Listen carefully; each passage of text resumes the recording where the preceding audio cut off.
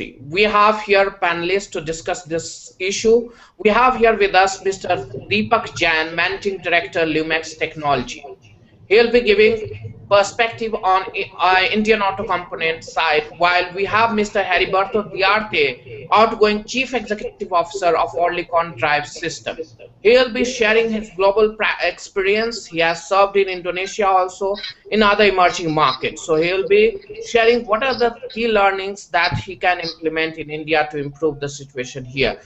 We have here with us Mr. T. Murli, editor, Auto Components India. We also have here with us Mr. Rakesh Batra, national leader, automotive practices ENY. My first question to you, Mr. Deepak Jain.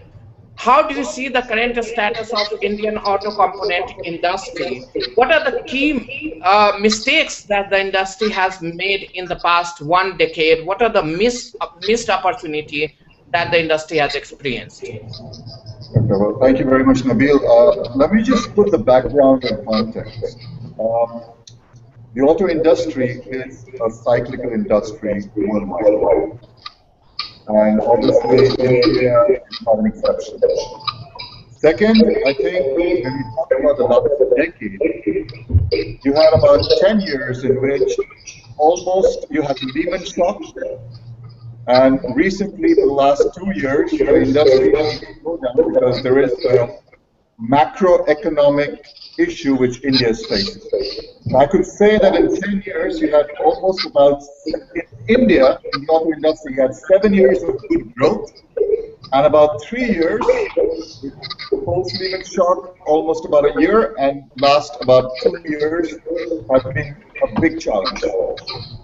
Obviously, you ask me what are the 5 mistakes what the Indian auto component industry has probably been in the last decade. I would say first there are lessons learned, and what I see it, there are about 5 thresholds for it. The first and foremost is, I think, we as a component industry have lost on profit. We have not really created wealth.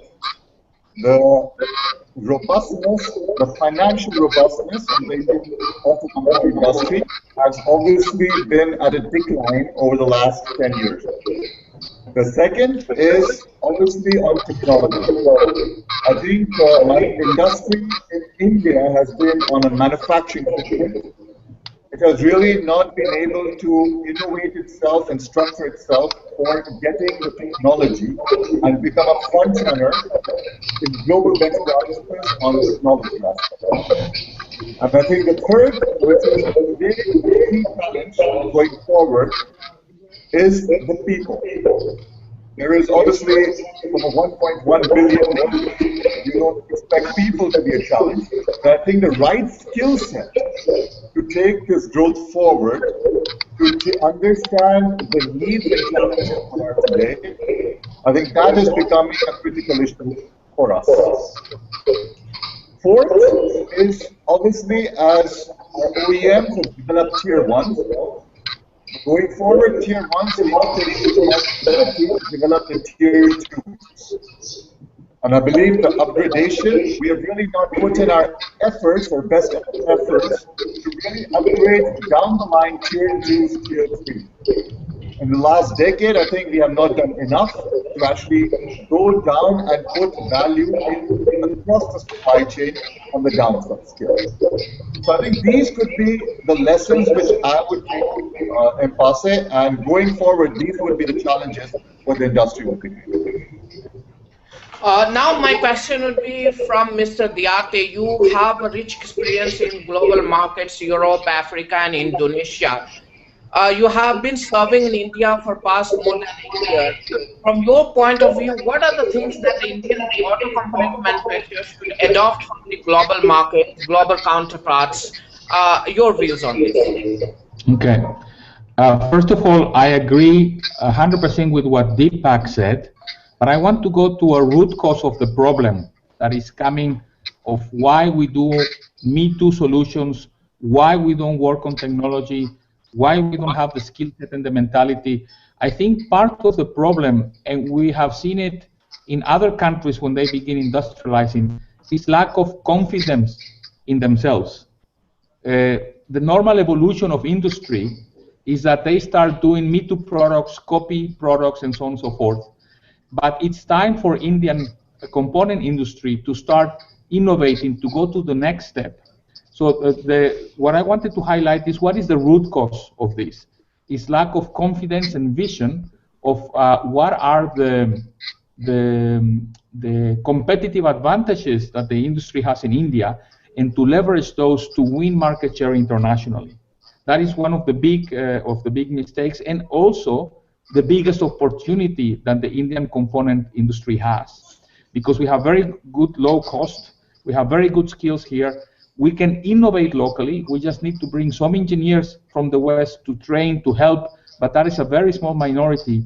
And with the frugal mentality we have in India, we can not only tropicalize products that exist in the West to do them cheaper, value-added, value engineering, but also design from the ground up new innovative products that can service not only the emerging markets, but also then win in the global markets. So what I would say that the Indian industry needs to adopt now is to start moving up the value chain, to believe in yourselves, and to invest in two things. One is on people with the right skills to innovate and do technologies, and second, marketing officers worldwide to look for avenues for you to sell your products in other emerging markets and also in developed markets like the USA. Yeah. With this, I would like to bring in Mr. T. Murli, editor, auto component industry, to comment on this. Mr. Murli, do you think that Indian component manufacturers are still shying away from building their internal capability, and they go on sign joint venture? They do not have that kind of R&D capability, and they do not want to implement those kind of things to sustain further. They are thinking on immediate line only. What is your opinion on this? First of all, once again, my greetings and good morning to Mr. Arora, Mr. Batra, Mr. Jain, and Mr. Jayasri. Hi to Nabi. I will put it this way. See, the topic per se is on the mistakes, but I won't call this as mistakes. I would rather put it as mistakes. When an industry evolves, there will be a lot of learning, and you cannot take those milestones as mistakes. However, as far as the auto component industry is concerned, the mistakes are during the decade, which many players eventually capitalized, or innovation. I join Deepak in stating this. Second is exports and aftermarket. Third is on the expansion, diversification. Fourth is flexibility in manufacturing, and fifth is diversification. So to answer your question, I partially agree to you that the component industry has taken it in a piecemeal way or in a firefighting mode. So I won't call this as a mistake again, but that is what the available. I mean, this is how they were able to utilize their existing resources. So what we have to always think is frugal engineering, that is being talked about by none other than Carlos Ghosn and many other people. So when we approach subject, it is with respect to the existing resources that we can handle, and to that extent, I think the auto component industry in India has handled well. In the case of no flexibility in manufacturing or diversification, so all those things have been taken into account during the past decade. But many didn't once they start realizing their opportunities there. Take for instance exports. When it grew significantly between 2009, 10, and 11, so a lot of people have got into that exports, and dip in 2008-9 made many players to get into aftermarket. So this is an evolution. So I won't say it's a mistake. So they are looking at an opportunity where they can explore, and then go further. Over to Nabi. Yeah, Mr. Jain, I would like to bring you here once again. Don't you think in order to have a technical alliance and technical collaboration with the foreign players to get technical know-how, the Indian component manufacturers are not able to market their product in several foreign markets? Do you think it's not curbing kind of exports? We have a projection of total pie to be $155 billion by 2020, but we expect our exports to be just $29. But if we see some of the smaller countries, their exports is much higher than ours. Your take on it? Okay, Nabil, I think there obviously is an automotive mission plan where the government of India, the Prime Minister's office, has put in some targets, and by 2016, we want to basically obviously become an export-driven manufacturer. You have to understand two things here. I don't think joint venture is a limiting factor. Every manufacturer today has a footprint in India. And based on that, any tier one has a global supplier. Based on that, there is an opportunity, definitive opportunity for all tier one suppliers globally. Now, obviously, it depends on the relationship, if there is a joint venture or there is a foreign partner, whether there are conflicts of territories, there are conflicts of product lines, if they're restricted on exports or not. But eventually, I think you've seen that there is a potential to export, and with this potential, I think the auto industry has performed. But I must say that when we're talking about mistakes, risks, and challenges, the automobile industry must be cautious when exporting. Why? Because there is a growth in the domestic market as well. There are today challenges, but in long term, the growth is very much intact in the domestic market. As long as the industry is able to manage the growth in India and still put in capability and capacities to also export. We must not forget that when you're exporting, you're thousands of kilometers or miles away, and there is an inherent risk in that kind of business. So I think we need to be a little bit more cautious on export strategy. It's not just that today, because the dollar is coming to a rupee, there is a good chance to export, so tomorrow we can start exporting. It's a market which needs a lot of thought and a lot of maturity and a long-term vision. I think that is what I think Mr. Bhatta was also saying, that it's a long-term commitment, what we need to do, whether in the domestic market or in the export market. So now I'd like to bring in Mr. Sunil Arora. Mr. Arora, there has been lots of talk about, missing link between tier 2, tier 3 suppliers and tier 1 suppliers.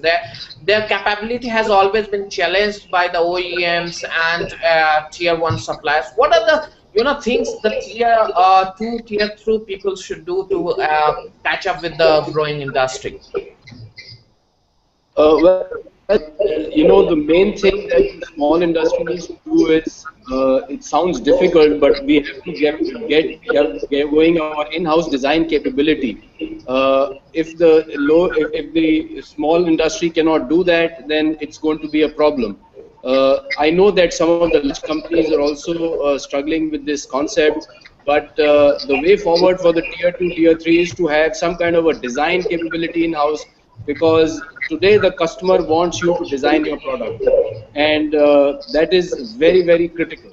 The other thing that is needed by the tier 2, tier 3 manufacturers is to focus on exports, and as a company we are focusing our exports on China, because that's where the maximum competition comes from.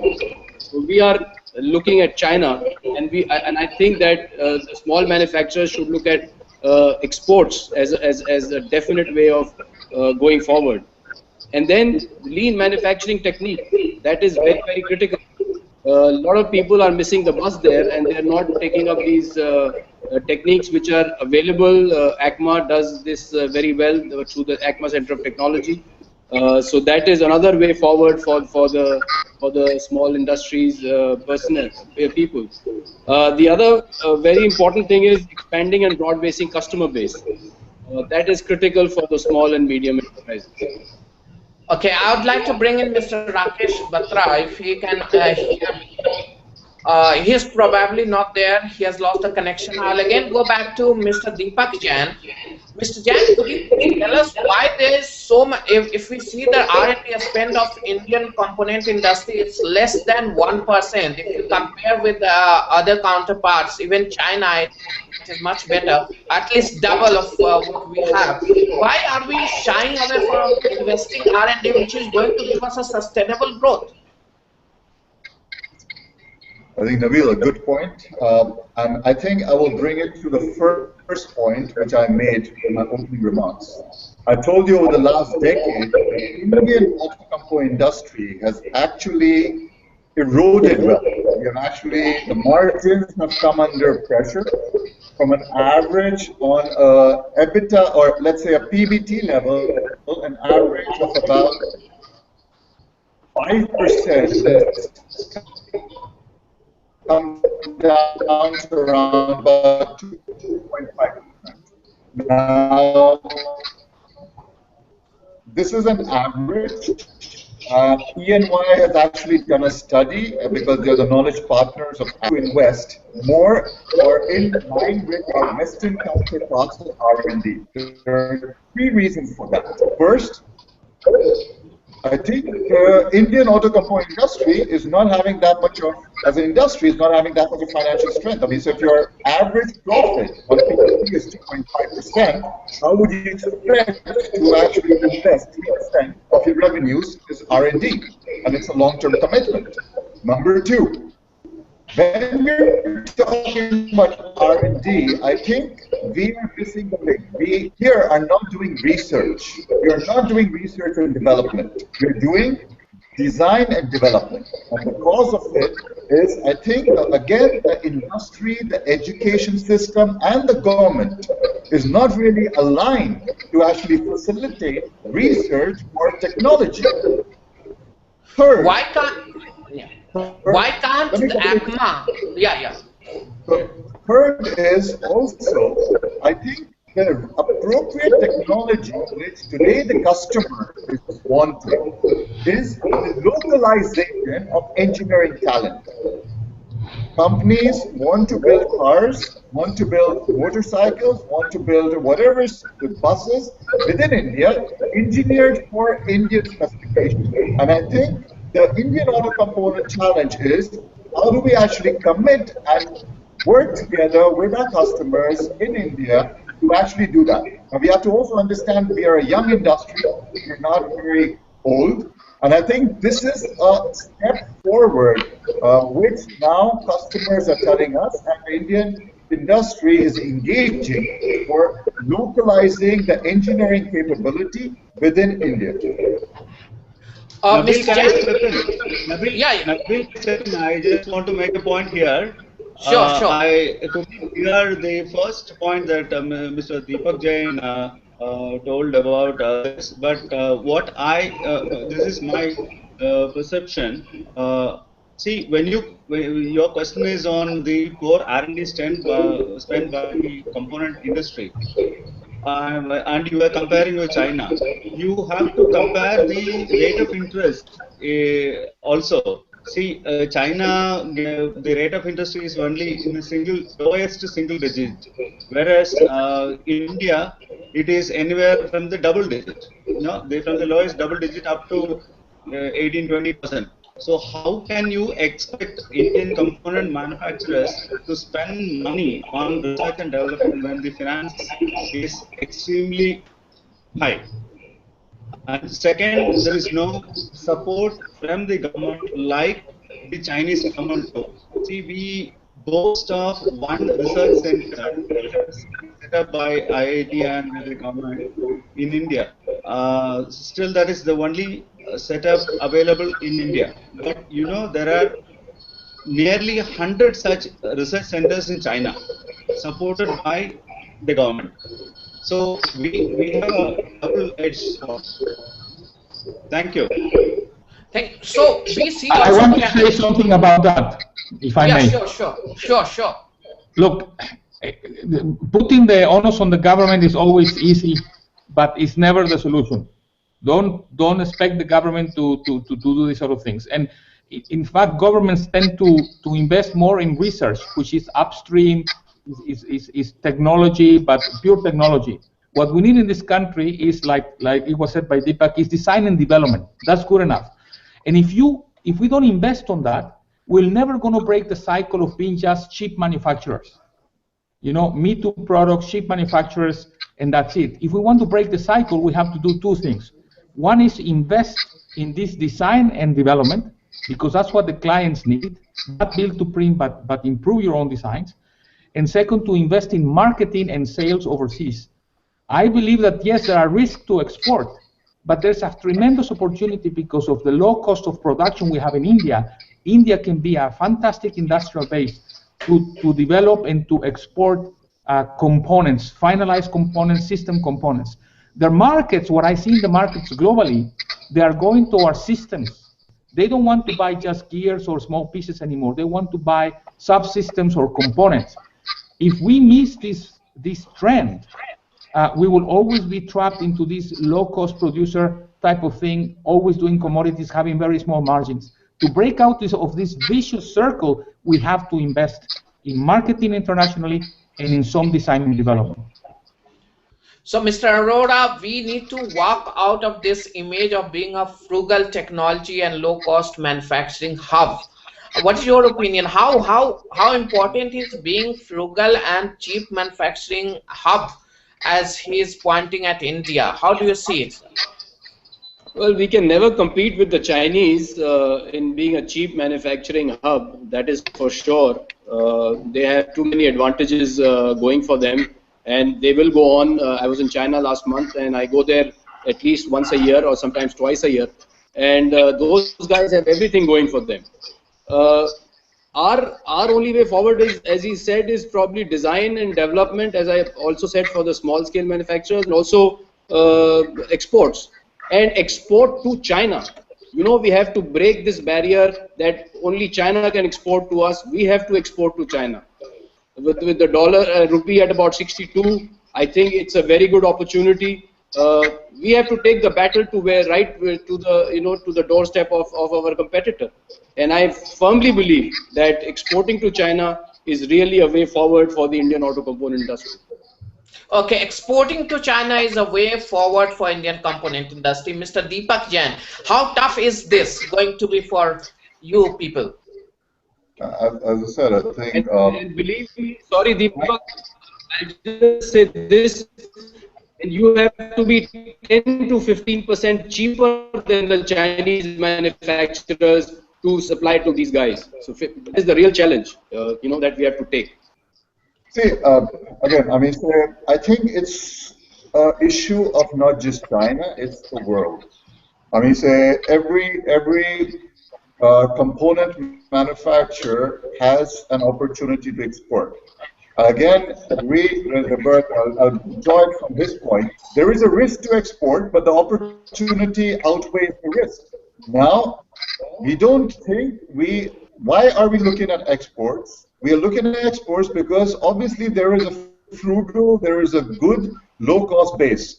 I'm again drawing it to the background. In '84, when the Indian auto industry started, with Maruti coming in, with Hero and Honda at that time making a joint venture, the Indian industry took almost 2 decades for actually just making a quality manufacturing footprint.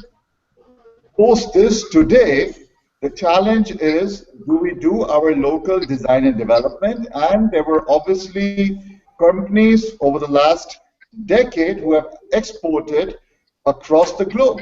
So there is obviously an opportunity to export, not just to China, but to Europe, to America, and it completely depends on what kind of strategy every component industry is taking. It's very clearly mentioned in the automotive mission plan by the government. The government wants that the manufacturing should again become 25% of GDP. I'm not going to debate on the time frame what the government wants and where it can be, but definitely there is a scope that manufacturing should be enhanced in India.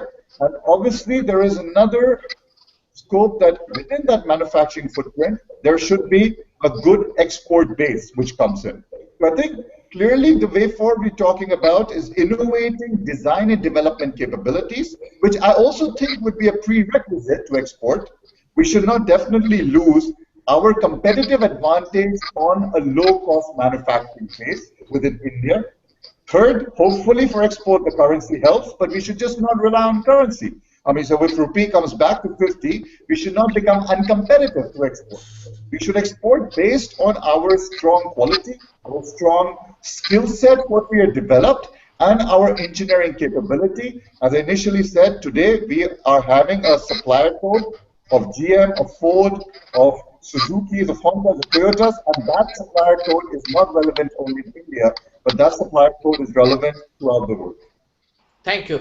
I'd like to bring in Mr. T. Murli again here. Mr. Murli, we see that in Canada, we have Auto 21 program, wherein academia, government, and industry comes together to develop R&D capability. Why can't India have something on the similar fashion? It is driven by the policies. The babus have to take a call, and they have a lot many things to settle, irrespective of the government. So the effort taken by the government, it should be proactive, and industry bodies like ACMA and SIAM, they are trying their level best to bring in. So the result of it is the automotive mission plan and such things. But this is, I'm not saying that this is enough. This is just a beginning. It's just a beginning. So we need to, it's a long way to go for us to really catch up with the global levels. Over to Nabil. Yeah, Mr. Jain, do you think, is there any possibility in Indian component industry to have something like Auto 21 that we have in Canada? So is there any work on from component manufacturer side in this direction to have something, bring in academia, industry, and government at one platform to develop things? No, I think definitely, as I agree with Murli, that definitely the intent is there. Within ACMA, which is the body which represents the automotive component industry, there is SIAM, which represents the customers, which is the Society of Indian Automotive Manufacturers. And obviously, there is governments which we keep on having Ministry of Heavy Industries. The idea here is to make a consortia, right? And within India also, you will find that there are certain, let's say, pilot projects which are going on, which also are doing the similar kind of consortia to develop either people's skills or technology for the district. Now, these are pilot projects. What we need is actually on a national level. I think someone mentioned that there are like about hundreds or maybe thousands of these kind of pilot projects going in, let's say, developed nations like Germany or US, Japan, in China as well. I think India just needs to step up on that speed, because what we see is there is right now a disconnect between the academia and the industry. And obviously it's a similar thing where when a person comes out of a university, he needs to get sufficient training within the industry so that he can acquire the similar skill set to get into industry. If you're able to bridge that by making a consortium, or say like when the government does a public-private partnership, we can actually do an academia-industry partnership. That would definitely help. Mr. Diarte, you have been in Indonesia a few years ago, and the Indonesian market is now booming. What are the opportunities the Indian component manufacturer have in that market? Could you please share with us? Well, I left Indonesia in 2005, so that's a long time ago. You know, in a decade, things move. So I don't know exactly how the market is now, but if I had taken a picture of the situation around those days, I would say that if I was trying to export to Indonesia, I would consider the following. First of all, the government wants to have, like in India, localized products that there's a very high tax to finish products. They want to create the local industry. So what I would do is to put a very simple assembly line in Indonesia, build all the components here in India at a very low cost, ship them by boat to Indonesia, assemble them in Bandung, which is near Jakarta, which is the port. I have an assembly line, and then that becomes an Indonesian product, and then sell it in Indonesia as an Indonesian product with a small investment of an assembly line in the country. So, Mr. Jain, recently a delegation from ACMA visited some of the countries to find new exports market. So, how helpful it has been? Could you please share with us which are the market you guys have explored? Okay, so well, this year under the leadership of Mr. Harish, the president, I could not hear. Seems we have there is some disturbance in connection. I'll go back to Mr. Sunil Arora. Mr. Arora, according to you, looking at the SME point of view, what are the 5 mistakes that we have made, the auto component industry has made in last 1 decade? Is all ready to actually leave over the weekend to China. So there was bad connection, Mr. Jain. Could you please come again? We could not hear that. ACMA Hello? keeps on having. Hello? Yeah. Hello? Can you hear me now? Okay. Yeah. So fundamentally, I was saying ACMA keeps on taking international missions. Right as we're talking, it is getting ready to lead a mission. Harish Lakshman, the president, is leading a mission to China. But the mission is not just that we're talking about the export market. The opportunities in export to China, yes, is one of the objectives of the mission. But the idea is to understand what are the competencies, understand customer needs, and understand other areas where we can cooperate as component industry and build our capabilities.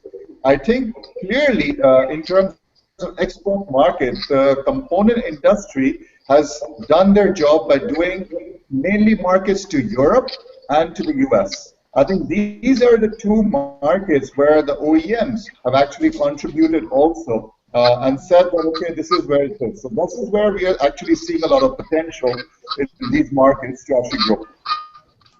So I'll go back to Mr. Sunil Arora. According to the SME sector, auto component SME sector, what are the 5 big mistakes that has the industry experienced, and what are the way forward? Well, I already told you about the mistakes like low focus on developing in-house design capability and low focus on exports, etc. Low focus on lean manufacturing techniques. But the way forward for the SME sector is number one, attract good talent pool, which is very, very critical. The SME sector always cringes on hiring good talent because they cost a lot of money. But there is no way forward unless you have good people. You can always get the best machines, but you need the best people to be there in your setup to take you forward. So number 1 is that. Number 2 is focus on total employee involvement. A lot of companies lose this focus once they are in bad times. They lose their focus on total employee involvement. Total employee involvement is an ongoing exercise. It cannot stop, whether it's good times or bad times, and it's especially important for the small and medium enterprises. The third is to hire retired consultants, retired specialists as consultants, like our company has done. We've taken over 2 people from our industry, from retired specialists, and they are helping us, and they are really giving us strong inputs on going forward in our manufacturing setup. And the other thing is about creating avenues for technology facilitation and infrastructure. Like we have done, we have taken on, we are the only company in India today which makes pistons in pressure die casting. So this was done with the help of retired specialists. And we did this, we took funds from DSIR, and this was a unique project that we did. So I'm saying that these are the way forwards for the small scale industry to at least make a mark when the going gets better. Mr. Jan, we have seen that there has been continuous rise in raw materials, but your customer continue to pressure you for a competitive price. How are you guys dealing with that, and how do you consider this? How much you can increase your efficiency? What is the level? How are you coping with that? Well, I think on an average, the Indian auto component industry cost of material is about 60%. Now that's huge, right? And obviously, any inflation, there are inflationary costs also given in India. So definitely, the margins are under pressure. Now, depending on the contracts with the customers, you may or may not be able to pass on the commodity price increase. Well, over the last, I would say, 1 year, we have seen that the commodity prices globally have softened. I would say 3 years before, Amit said there was a lot bigger problems with this. But I think the challenge is when you're on a EBITDA margin, which is in single digits, and this I'm talking of an industry average, how do we actually keep on growing, keep on investing when the margins are under pressure? And I think this is a challenge which the whole industry is facing, not just the component guys, but also the OEM, the manufacturers. And also, there is a lot more competition which is still entering. The key here is sustainability. Can we sustain this kind of pressures given the environment? I think that is the key. Obviously, as a company, you will cut costs. You will also try and reduce your fixed expenses, try to lower your break-evens. But this is a continuous improvement, continuous journey which you're going.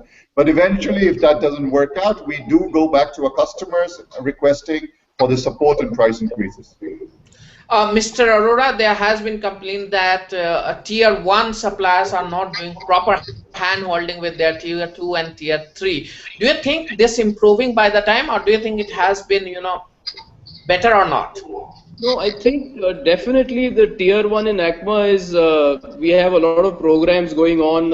We have the buyer seller meet where every 3 or 4 months where the tier 1 manufacturers exhibit parts which they want to source from tier 2 and tier 3. And by and large, in ACMA, we have a good fraternity and cooperation amongst the tier 2 and tier 3. It's the people who are outside of ACMA which really need to be, need to be handheld, and that the large tier 1s are doing in any case. I know of so many large tier 1s who are running programs for their tier 2s and tier 3s. They're taking ACMA Center of Technology's help on that on that account for forming clusters. So by and large, there is quite a lot of cooperation going on between tier 1 and 2 or 3s. Mr. Murli, I would like to bring in your attention here. We have seen that there has been lots of labor versus management in the past in India. What are the way forward? How can we tackle this serious problem? And I would like to have opinion from Mr. Deepak Jain as well as Mr. Diarte on this. This is a very ticklish issue. Whenever there is an employee, whenever there is an employer, there is bound to be some sort of a coordination and some sort of a non-cooperation. So, because it deals with human minds and not human with machines. So, honestly speaking, there is no single solution. There is always an imbalance. So, it is only the prudence of the management to strike a balance and make things happen. It's a very vague reply from my side, but We there have is no seen that the solution. rift growing. We have seen the rift growing in the last few years. What has been the reason that the rift is growing day by day? The reason is awareness. The people get to know lot many things now due to media. we are responsible partially for this. They know what is fair, and they know they started. They have enough knowledge to understand and compare their position with respect to their peers in other organizations. So that really sparks the writers. So that's the reason, the awareness. So, Mr. Jain, Mr. Murli says that the awareness and knowledge is, the reason for this growing contention between labor and management. How do you see this? I have a little different view. I say there is no labor problem, there is always a management problem. Yeah. And obviously, the management needs to be aware what kind of factors, what kind of environment we're dealing with. Now, let's put things in perspective. We have outdated labor reform laws. Say clearly, so I'm sure Mr. Duarte would mention, and he can give from his experience talking globally. Say when I compare the Indian labor laws vis-a-vis, say any labor laws prevalent in other countries. There is not really a hire fire policy, which kind of sometimes impacts productivity as well. Second, I think from a management, so this is, I'm saying environment which the management should be aware of. Obviously, there is a disparity. There is a lot of casual workers or temp workers which are being used. And obviously, it is to do with the union structure, the union bodies. So there is obviously a disparity between permanent workforce and casual workforce. Third, I think the concern is the communication. I believe as the industry is growing, there is a lot of pressure always on quantity, and you put in more people without the appropriate training tools, without the appropriate skill set, and that obviously leads to certain apprehension. And fourth, I think there are in the country many industrial belts which have come out very soon, and I guess there is always a benchmark which is created.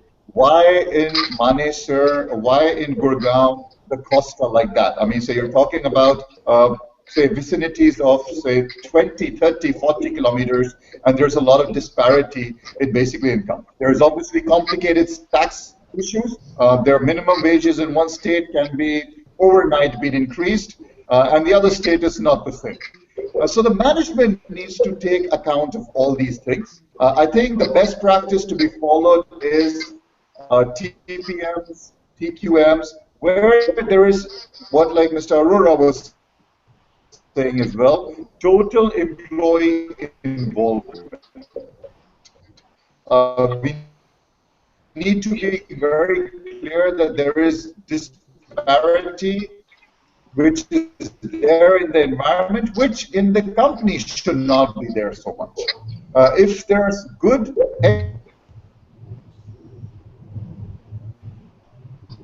on an internet media right now, it's definitely the world will be more aware, more communicated, more joint. Their media plays. So that's my view on it. So Mr. Duarte, he says it's management, not the labor, and we need to curb the disparity between the workers. So what is your take on it? Thank you for the question, because this is, in my view, the biggest threat to our industry. Therefore, I agree that management, we have to be very proactive in managing this issue. Very proactive. And I have to tell you that from a very bad situation that we had 6 years ago, now in Erlikon, we have a very good situation now in places like Noida and Belgaum. But we have been very proactive about it, and I want to give you some examples of what we do, and what is the consequence of that. First of all, we give free training through several academies so that young engineers and technical people really get trained on the job with machines, and we sponsor these people for free. But there's also a benefit for us because we can look at these people and then hire the best, the most agile, the ones with the best attitude. So it's a win-win type of situation. We do once a month a free medical consultation tents and free medicines for anybody in the community that wants to come and be treated. We have classes for women on how to teach them to sew clothes so that they can have a business by themselves. We have committees of employees who decide on things that are important to them, like the transportation for the employees, the canteen, the menus, how to deal with problems is all employee engagement. And because of this, we have excellent labor relations with our employees, with the community, and we have hardly any turnover. We don't lose people, and therefore we don't lose knowledge and skills. Also, we have a program for young engineers that they come and work in a temporary basis for a year, and we see them on the job. You never really know how good the people are until they are inside the company working. So we observe them for a year, and then we hire only the best with the best attitude. Because given the laws in India, we think that once we hire them, they are with us forever. So we are very careful in who we hire into the company. Mr. Murli, how dangerous it is to have employees with disparity, like a contract employees getting around 10,000 rupees while the permanent is getting 30,000 rupees. This kind of disparity, how do you see it? Is it not a bone of contention that is causing all this rift? Absolutely, disparity is the basic element that creates loss amongst the employees. So that is, but you can't help it. Like Deepak said, no, the country has very archaic labor laws. So you will have to see the management. During my opening remarks, I said no, it's between two human beings, not machines. So there are limitations from in terms of the government policies and the laws and other such things. So it is a tough call for it will be a tough call for the management to take the right the direction. In fact, I agree with Mr. River that giving training and then some support elements like the medical and food and other things will to some extent help in maintaining the labor laws, but no, it is not. There is no single solution. It depends upon several factors, like the company in terms of what they are into manufacturing. It will be different for a forging company. It will be different for a plastic company. It will be different for a plastics, which is called difficult, dirty, and dangerous. And it's difficult for an electronics unit. Not only that, it also depends upon the place where it operates. NCR has a different one. Bangalore, Hosur has a different one. Chennai, Coimbatore has a different one. So all these factors play in. It is a combination of several factors that will that is actually complicating the issue further. So my last question to the panelist: we have recently signed an FTA with ASEAN. Some people view it as not positive for the Indian component industry, because there are some countries in ASEAN which imports raw material at zero duty. India imports at with a duty. Hence, the manufacturing cost goes up. I would like to understand from the panelist how this proposition is going to go ahead, and how is it going to help Indian component industry, or is it really going to be on the negative side? Mr. Deepak Jain, first your view.